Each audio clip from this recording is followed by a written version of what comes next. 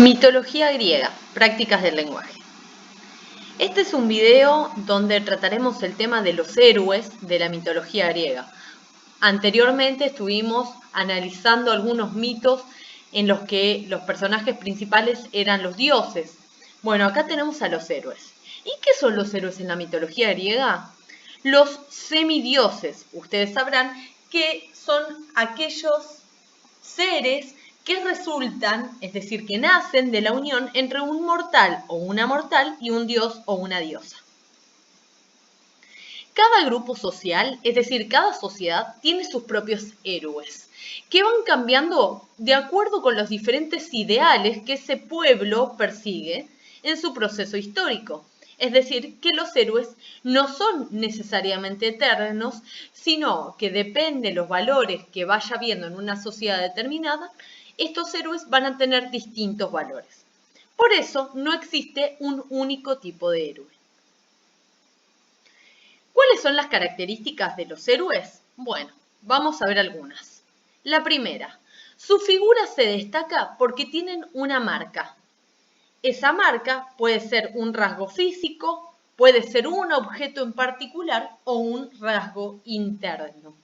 Podríamos decir algo relacionado a su personalidad. Acá les presento dos héroes que se destacan por sus rasgos físicos. En el lado de la izquierda tenemos a Aquiles, quien sobresalía por su velocidad y por su fuerza. Y en el lado de la derecha tenemos a Edipo, quien tenía los tobillos marcados desde bebé. Sobre los rasgos internos, podemos decir que hay un personaje que se destaca, que es el de Ulises o Odiseo. Ulises para los romanos. Este personaje sobresalía por su astucia, es decir, por su inteligencia. Él se ató al mástil de su navío para no caer en la tentación del canto de las sirenas. Fue el único de toda la embarcación que pudo escucharlas. Por otro lado tenemos los héroes que se destacan por poseer, además de algún rasgo físico o quizás un rasgo interno, objetos, como Heracles o Hércules, quien cargaba en sus espaldas la piel del león de Nemea, que ningún arma podía atravesar. Todos estos rasgos nos permiten identificar a los héroes. Una segunda característica de los héroes es que encarnan ideales morales de la época, como ya habíamos mencionado. En las epopeyas o poemas épicos, estos poemas de aventura, ¿sí?, que son la Ilíada y la Odisea, del autor Homero, podemos observar la presencia de héroes. Héroes que encarnan ideales de distintas épocas. La Ilíada y la Odisea son obras que refieren a tiempos distintos de la antigua Grecia. En la Ilíada se presenta como uno de sus personajes principales a Aquiles, quien representa el ideal de una Grecia que recién se está consolidando como nación, que hace fuerza en la velocidad, en las destrezas físicas, que destaca el espíritu valiente de los hombres. En cambio, en la Odisea, ¿sí?, que es una obra que se basa ya en una sociedad más afianzada, es decir, en una nación más concreta, se valora en mayor medida lo intelectual, el uso de la inteligencia, de la astucia, para resolver problemas y no ya tanto la fuerza física. Una tercera característica de los héroes, particularmente de los héroes griegos, es que están, como ya vimos, vinculados a una sociedad, particularmente a una región geográfica. Recuerden ustedes que cuando hablamos de Grecia, hablamos de los pueblos que formaban parte de Grecia.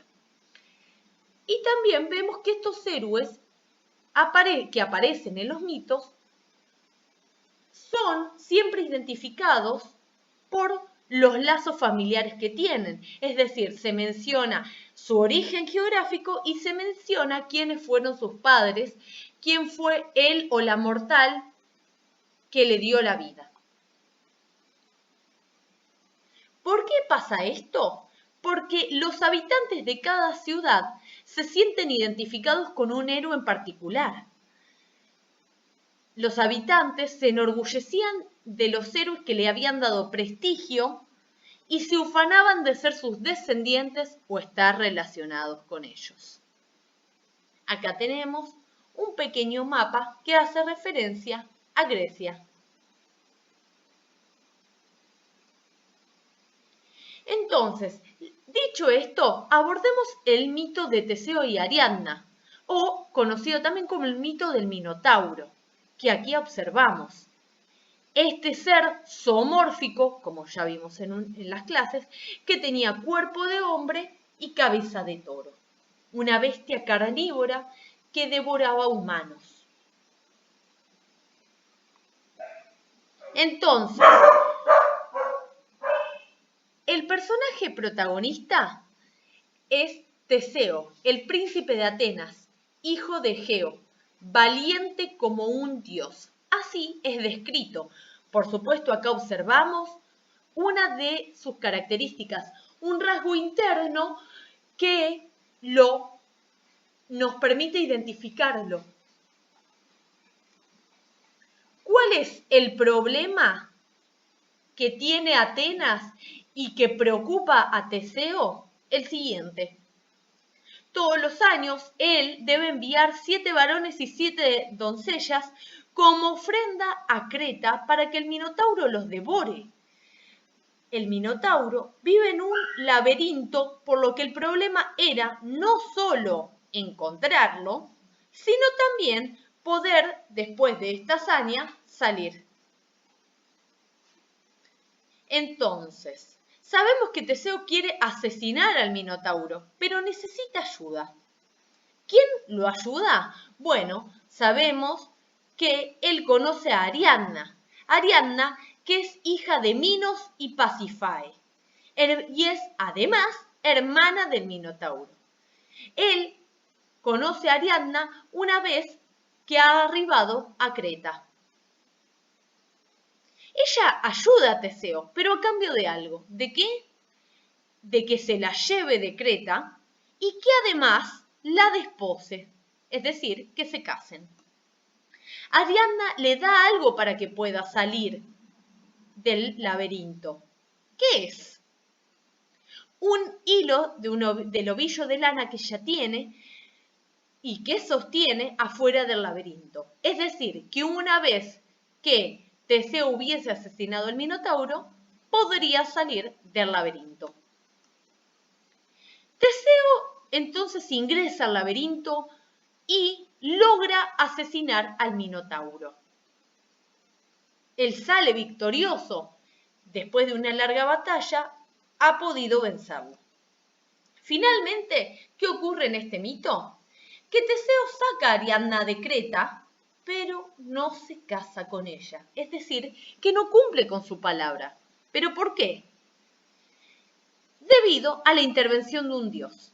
Este es Baco, quien, a través de un sueño, se pone en contacto con Teseo y le ordena que no la despose, porque él tiene otros planes para ella. Baco había apreciado la belleza de Ariadna y había decidido que sería su esposa. Teseo finalmente abandona a Ariadna en una isla. Teseo vuelve a Atenas y encuentra a su padre muerto, al rey Egeo, aquel a quien esta tortura de entregar 7 doncellas y 7 varones al rey de Creta habían llevado a la más profunda de las tristezas. Pero, ¿por qué ha muerto el padre de Teseo? Bueno, porque Teseo no había cambiado el color de las banderas y el navío llegó a Atenas con velas negras. Entonces Egeo, el padre de Teseo, pensó que su hijo estaba muerto. Desolado y sin encontrar una solución a este problema, se suicida en el mar. De ahí que podemos encontrar que existe en su honor el mar Egeo. Este es solo uno de los posibles orígenes del nombre del mar. Hay unas pequeñas aclaraciones que se realizan, unos pequeños relatos que se realizan en este mito.